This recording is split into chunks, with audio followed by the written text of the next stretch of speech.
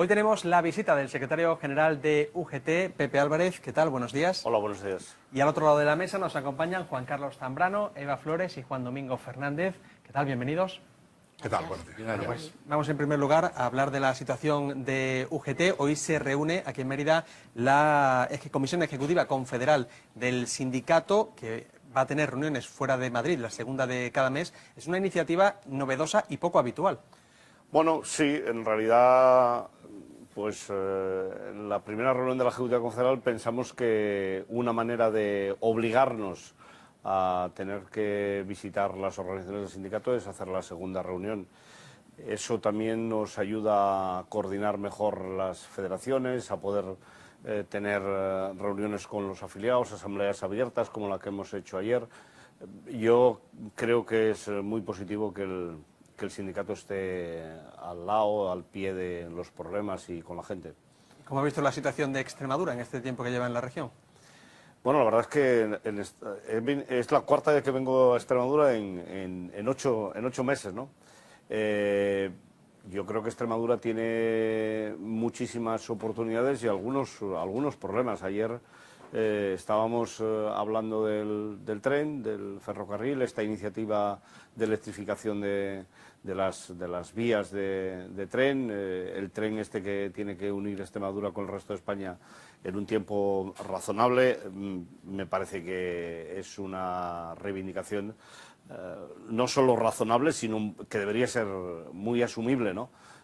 Venía de Valencia en el AVE, que fui de Valencia a Madrid, y la verdad es que hay algunas estaciones del AVE que si no se lo hubieran hecho no hubiera pasado nada, y seguramente que podríamos haber hecho la inversión en Extremadura. Creo que desde ese punto de vista esta inversión tiene muchas potencialidades, porque Extremadura tiene muchas potencialidades, tanto desde el punto de vista turístico como desde el punto de vista industrial, y en ese sentido la gente del sindicato quiere que su tierra progrese y sobre todo que lo haga de manera armónica, equilibrada. Creo que la asamblea de ayer me ha servido para conocer muchas cosas. Comentaba al principio la situación política en nuestro país con la ausencia de gobierno. UGT es el sindicato hermano del Partido Socialista y usted, si no me equivoco, es afiliado también al PSOE. ¿Cómo está viviendo esta situación de los últimos días? Bueno, en realidad la UGT es la UGT y somos un sindicato independiente que tiene que hacer su vida y, por tanto, vivimos la situación con, bueno, pues todo como la vive todo el país, ¿no? Con inquietud, con ganas de que se pueda formar un gobierno de cambio en nuestro país, y en ese sentido creo que ha habido como un intento desde el primer día de trasladar todo el peso de la situación política que vive en nuestro país al Partido Socialista. Yo creo que eso es lo que le ha llevado a la situación en la que está, pero a mí me preocupa sobre todo las políticas que va a desarrollar el futuro gobierno de nuestro país. Esta idea de que tenemos que tener gobierno porque parece que es una cuestión absolutamente imprescindible, que es verdad que lo es, pero debe ir acompañado de un respeto de los programas de los partidos políticos con los que se presentaron las elecciones.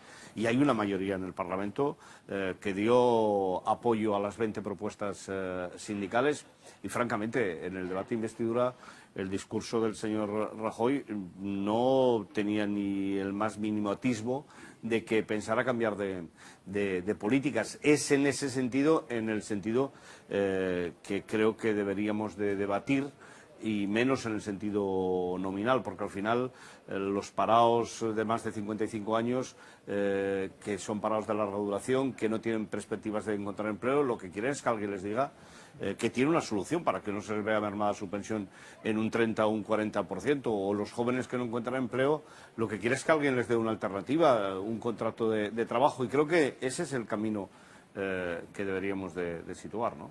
Sí, pero ese camino hay que ponerle partidos, hay que ponerle respaldo parlamentario. Tal y como está la situación y con los vetos cruzados, parece que ese gobierno PSOE, Podemos, Ciudadanos es inviable. La otra opción sería con los nacionalistas. Bueno, yo creo que deberían de quitarse vetos y líneas rojas desde todas las perspectivas. Y seguramente que si se hablara más las propuestas que se van a desarrollar en el futuro gobierno, sería posible poder alcanzar una mayoría. Nosotros lo hemos dicho, como sindicato no vamos a situarnos indicando cuál es la fórmula, porque no nos corresponde. Porque además seguramente que hipotecaríamos nuestra independencia futura. Nosotros vamos a tener que negociar con el gobierno que salga y lo queremos hacer con absoluta independencia. Pero en todo caso creo que los vetos cruzados no ayudan y sobre todo lo que creo que también es muy importante tener en cuenta es que 7 de cada 10 españolas y españoles hemos votado por una política de cambio. Creo que perpetuar las políticas que se han hecho estos últimos 4 años sería una estafa, por mucho que el Partido Popular sea la minoría mayoritaria, pero estamos en un sistema parlamentario y eso no se puede olvidar. ¿Preferiría en todo caso terceras elecciones antes de un gobierno del Partido Popular?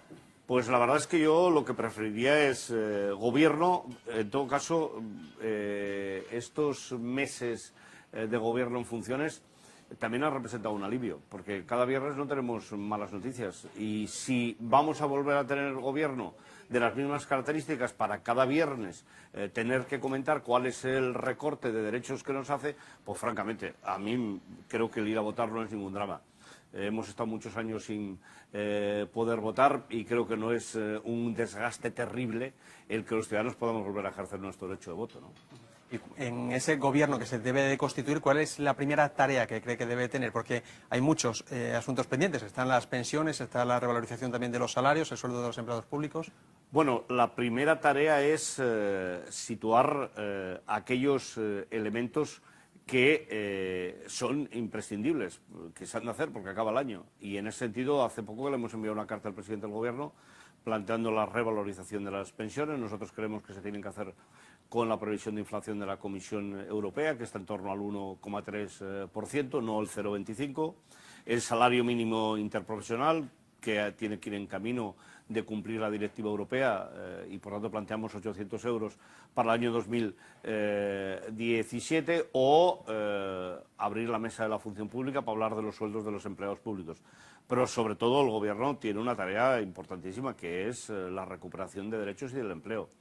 Y en ese sentido, pues cuestiones tan importantes como derogar la reforma laboral y ir a otro sistema de relaciones laborales. La reforma laboral hace agua porque ha quitado muchos derechos y hace agua porque la propia justicia europea pues nos ha enmendado la plana hace muy pocos días con una sentencia contra la discriminación. Y en ese sentido creo que es donde tiene que actuar el Gobierno. Este país necesita crear empleo de calidad porque eso nos va a generar recursos vía impuestos, recursos vía seguridad social para poder abordar los temas de futuro. Bueno, vamos con más preguntas por este lado. Juan Domingo. A mí me gustaría saber, más allá de lo concreto, si UGT, que es uno de los principales, si no el principal sindicato de España, se plantea, no digo a corto plazo, sino en un futuro, un modelo de gestión que cambie eso del sindicato de clase por un sindicato más de gestión, de prestar servicio al ciudadano, un poco en la línea de si es el modelo alemán más independiente o el modelo español. O ese debate, digamos, está cerrado de momento. Ese debate no está cerrado. En todo caso, con lo que ha llovido, es muy difícil que lo podamos abrir ahora mismo. Pero yo soy un enamorado del sindicalismo alemán. Creo que es el sindicalismo que da buenos resultados para los trabajadores, buen resultado para la economía del país. Y en la medida en que podamos, sería bueno que lo pudiéramos hacer. Pero no nos hemos de engañar. Hay que tener enfrente interlocutores que apuesten por ese modelo, porque se trata de cogestionar cosas en las empresas, se trata de hacer a los trabajadores copartícipes plenos de la actividad de la propia empresa. Hay que levantar los estándares de formación de los trabajadores. Ahora que los teníamos levantados, resulta que esta generación, en lugar de aprovecharla para hacer eso, se nos está yendo al extranjero, que es un drama para ellos y para el país, porque realmente estamos perdiendo capacidades extraordinarias. Yo creo que esta es una reflexión que tendríamos que hacer, y eso también nos llevaría a un sindicalismo más plural. Yo tengo una gran admiración por el sindicalismo. Sobre todo, quizás, perdona que le interrumpa, con más implicación de los trabajadores y de los afiliados, que es un poco a veces el distanciamiento que hay del trabajador con los sindicatos, ¿no? Sería una manera de evitar esa especie de desafección que también están sintiendo los sindicatos, no solo los políticos, con los trabajadores. Sin ningún lugar a dudas, si la UGT ha hecho un congreso, digamos que complejo, es porque detecta esa situación. Pero, en todo caso, a mí me parece que el sindicalismo alemán, sobre todo lo que sitúa es el sindicato como un instrumento que los trabajadores perciben directamente. Y aquí lo percibimos no porque no queramos, porque es que hay una legislación que va en esa dirección. En Alemania, si un trabajador no está afiliado al sindicato, no cobra el convenio colectivo. Consecuencia, pues porcentajes altísimos, 70, 80% de los trabajadores están afiliados al sindicato. Eso genera una situación que incluso en algunas empresas en España pues se da en la Ford en Almusaces en Valencia, donde nosotros solo tenemos un 70% de la plantilla afiliada, o se da en la fábrica de la SEAT de Martorell, también donde tenemos unos niveles de afiliación muy altos. Se trataría de poder extenderlo desde una perspectiva más amplia. Es evidente que el sindicalismo, y en este caso la UGT, tiene que hacer un esfuerzo para mejorar los servicios de atención en los locales del sindicato y por estar más cerca de los trabajadores y las trabajadoras. Juan Carlos. Sí, lo primero, estoy de acuerdo con que no hay ninguna tragedia ir a unas terceras elecciones. El problema es que no resuelvan nada, vayamos a cuarta, a quinta y estemos votando todos los fines de semana, pero cuando haya fiesta o puente, ¿no? Entonces no se puede votar. Yo quería ir por otro tema, por una cosa que hay un poco de confusión, mucho interés. Lo ha comentado de pasada, es el tema de la sentencia esta del Tribunal Europeo sobre derecho de los interinos a recibir indemnizaciones, que ahí la duda era si todos los trabajadores temporales deberían igualarse la indemnización cuando fueran despedidos a los fijos. Entonces quería saber si eso está ya aclarado, porque había interpretaciones, había quien decía, por ejemplo los empresarios, eso solo afecta a los interinos, no al resto de trabajadores. Bueno, es evidente que estamos hablando de una sentencia que además ni siquiera tiene aplicación directa, porque tiene que ser la propia magistratura de aquí la que lo determine. El Tribunal Europeo no tiene competencias para poder dictarlo directamente, pero los empresarios saben que esta sentencia tiene una base, que es un acuerdo entre la Confederación Europea de Sindicatos y la patronal europea.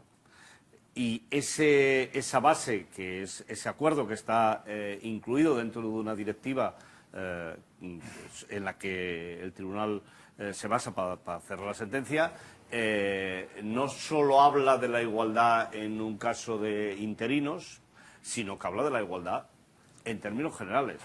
Por tanto, si los empresarios están diciendo que lo que quieren es retrasar la cuestión porque los jueces tengan que volver a pedir al Tribunal de Justicia de la Unión Europea que en cada casuística determine, pues me parece que están perdiendo el tiempo, porque los jueces españoles, a partir de ahora, cuando les llegue un tema de estas características, tendrán el soporte jurídico de esta sentencia que tiene relación con el acuerdo, y por tanto yo creo que estamos hablando de las personas que han sido despedidas o que han perdido el empleo, y estamos hablando seguramente más a medio plazo de la igualdad también desde el punto de vista salarial. La última reforma laboral aprobada por el gobierno del PP, que bien sabido que ha eliminado muchos derechos de los trabajadores, ¿podríamos decir que influye de manera negativa limitando la capacidad de los sindicatos y que esto estaría relacionado de manera indirecta con la confianza de los ciudadanos hacia los sindicatos? Que limita la capacidad de los sindicatos, seguro. Es decir, va directamente, no le han dado muchas vueltas. La limita la ley Mordaza. Yo hace unos días he estado en París en una manifestación. que tuvo niveles de violencia y de disturbios muy superior a cualquiera de las que tenemos aquí. Y he preguntado a los sindicatos franceses si tenían algún detenido, algún encausado. No hay ninguno.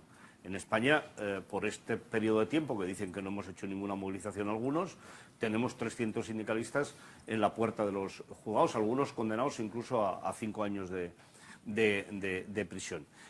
Por tanto, nos ha limitado todas estas reformas que ha ido haciendo el PP. Nos ha limitado la posibilidad de la negociación colectiva.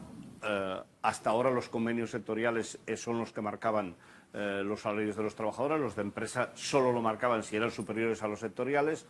Ahora los convenios de empresa están por arriba de los convenios sectoriales y han aparecido como setas estas empresas de servicios integrales que sirven para cualquier actividad, que lo que han hecho es hacer un convenio de empresa, en muchos casos a partir de que la propia familia que inicia la empresa ostenta la representación de los trabajadores, que está pues en el 50% del convenio sectorial donde hacen la actividad, y eso nos ha llevado a una rebaja de salarios importantes, y los trabajadores pues tienen una cierta tendencia a mirar a los sindicatos.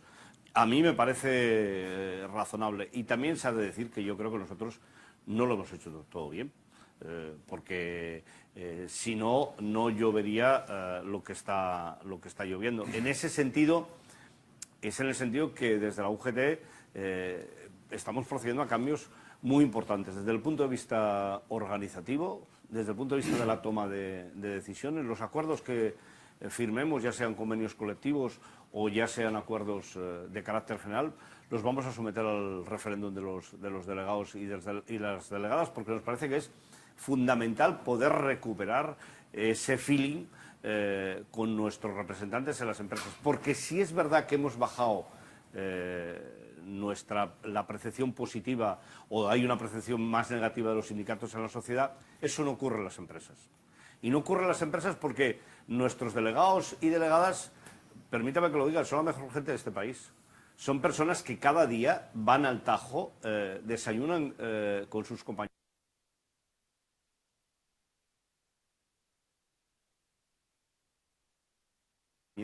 trabajan con sus compañeros, comparten las reivindicaciones, los anhelos de sus compañeros, y es a partir de que el sindicato encuentre más enganche con estos delegados, que sean los verdaderos protagonistas del sindicato, que yo creo que vamos a recuperar el prestigio perdido, y vamos a ser capaces de superar esta situación de un poco de noqueo que hemos vivido los últimos años, y que yo creo que efectivamente ha hecho que la percepción que tengan algunos ciudadanos y algunos trabajadores del sindicato no sea la que deberían de tener. Sí, el UGT formalmente se suma al pacto por el ferrocarril que se ha acordado en Extremadura, pero hasta una reivindicación como esa, que parece tan obvia o tan clara o tan razonable, me parece que han sido sus palabras para calificarlo, constituye y levanta discrepancias, incluso entre los propios partidos políticos, que algunos los ven con reticencia o consideran que es una reivindicación política. Es un símbolo eso precisamente de la tristeza, por también utilizar una palabra para calificarlo, de que en España una reivindicación tan aparentemente razonable haya que combatir suspicacias y resistencias como esa. ¿Cómo se ve desde el propio sindicato? Digo, desde el propio sindicato, que tiene que tener una visión nacional, que una comunidad como esta reivindique una cosa, tenga que alzar la voz y manifestarse en pleno siglo XXI para ser la única comunidad española que no tiene ni un kilómetro de vía electrificado en el 2016. Se está planteando ya llegar a Marte, y aquí de Madrid, llegar de Madrid a Extremadura es casi un viaje espacial. Pues la verdad es que el sistema político español, y solo lo subrayaré, yo creo que es un desastre. porque los partidos no tienen posición en función de la comunidad donde están, sino que tiene que ver con lo que el partido plantea en otro sitio, ¿no? Y nos encontramos con la paradoja de que hoy es blanco, mañana cambia y es negro, y por tanto yo creo que eso genera bastante frustración y desprestigio entre la ciudadanía, porque a mí me parece que todo el mundo podría estar de acuerdo en que Extremadura necesita este proceso de renovación ferroviaria, que parece que es obvio que si no se ha hecho ha sido porque alguien estaba mirando para otro lado y no estaba mirando para Extremadura, ¿no? Entonces, yo lo veo con tristeza, pero también con la percepción de que cuando consigues algo a través de la movilización es más tuyo.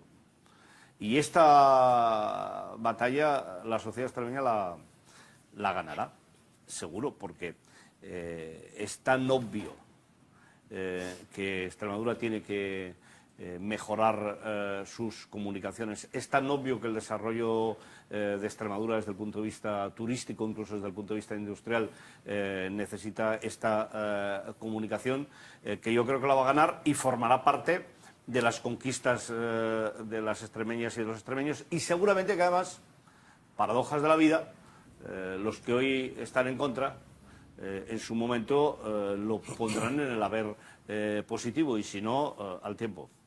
Juan Carlos. Sí, comentarle, no sé, me ha sorprendido el tema que ha comentado de Francia, una manifestación donde ha habido más violencia que aquí, más disturbio, no hay detenido. A mí eso me parece negativo, no positivo. Si ha habido violencia y disturbio, tenía que haber detenido. Y yo, respecto al tema del deterioro digamos, de la imagen o del papel de los sindicatos, ha comentado que la reforma laboral les ha quitado papel porque les ha mermado sus posibilidades. Pero yo le quería preguntar, en clave de autocrítica, cuestiones como lo de los ERE de Andalucía, ¿se han resuelto ya? ¿Eso está amortizado? ¿El sindicato ha tomado sus medidas internas de depuración? ¿Cómo se ha resuelto esa cuestión? Bueno, en relación con la primera cuestión, yo no defiendo la violencia, pero todo el mundo sabe que para hacer una tortilla se han de romper algún huevo. El movimiento sindical, si hoy tenemos 8 horas de trabajo, si hoy tenemos algún derecho, es porque algún día ha habido gente que entonces también se le calificaba de violenta, que trabajó en piquetes. Es decir, forma parte de nuestra vida y de nuestro progreso.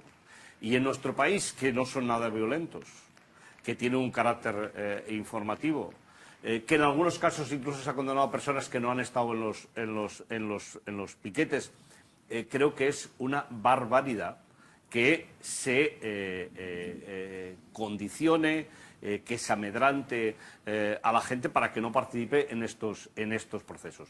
Y lo comparaba con Francia porque todo el mundo ha podido ver, y no digo que sean violentos, digo en todo caso que se ha visto, porque se ha visto por los medios de comunicación, violencia.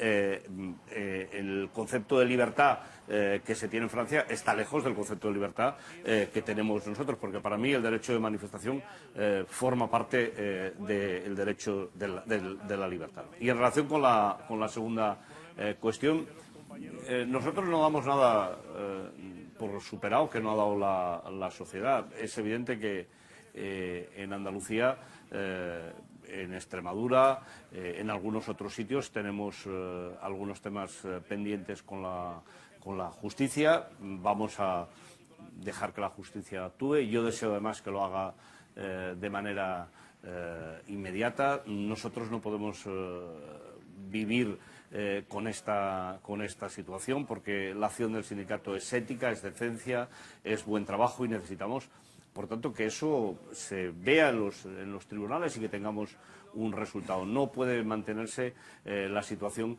que se está manteniendo durante tanto tiempo, ¿no? Dicho esto, no hay ninguna organización en este país, ni política ni social, que haya tomado las medidas que ha tomado la UGT. Es decir, nosotros no tenemos ningún dirigente del sindicato que estuviera dirigiendo la organización del sindicato, que en estos momentos está siendo objeto de investigación, al frente de ninguna de nuestras organizaciones. Creo que ese es un compromiso que tiene el sindicato con la sociedad que no se le ha puesto en positivo, que no se le ha valorado. En la Ejecutiva de Andalucía no hay nadie que estuviera en la Ejecutiva en el periodo en el que se produjeron los temas que están en los juzgados. Y eso no lo hacemos porque creamos que la organización ha tenido un comportamiento penalmente punible. Lo hacemos fundamentalmente por dos cuestiones. Una, porque tenemos que sacarnos esta losa de arriba para poder abordar con fuerza los problemas de los trabajadores y de las trabajadoras, y somos conscientes que esta es una piedra que nos tenemos que sacar de arriba porque es necesario, porque la vida continúa, porque tenemos que continuar siendo el instrumento que necesitan los trabajadores y las trabajadoras. Y la segunda, y muy importante, porque el código ético del sindicato, el comportamiento ético del sindicato tiene que ser mucho más exquisito que el código penal. Y en ese sentido, aunque haya personas que puedan salir, pues que no, efectivamente, no había ningún tipo de cuestión penal que aplicarles, nosotros tenemos que ir más allá y tenemos que aplicar nuestro código ético.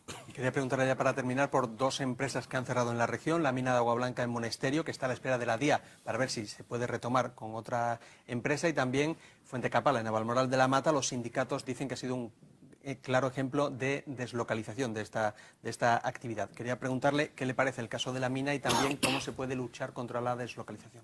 Bueno, en el caso de la mina, yo creo que no hay ninguna razón para que se cierre, y en todo caso creo que la Administración tenía que haber estado mucho más ágil a la hora de tomar sus decisiones y de dar soporte, porque las actividades económicas, si afectan a una región como Extremadura, que tiene un nivel de desempleo mucho más alto, yo creo que la Administración tiene que dar un plus para intentar que esas actividades se puedan continuar desarrollando.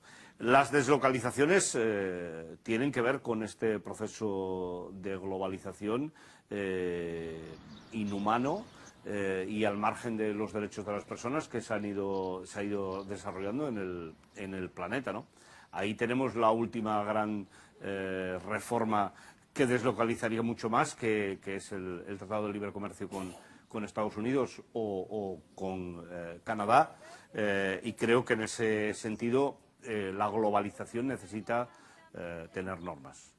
No se puede globalizar sin derechos, y en ese sentido creo que el Tratado de Libre Comercio debería de rehacerse, empezar a partir de cero, y que realmente pudiera ser una carta de derechos, porque eso es lo que nos va a permitir un equilibrio y que no se produzcan estos procesos de deslocalización.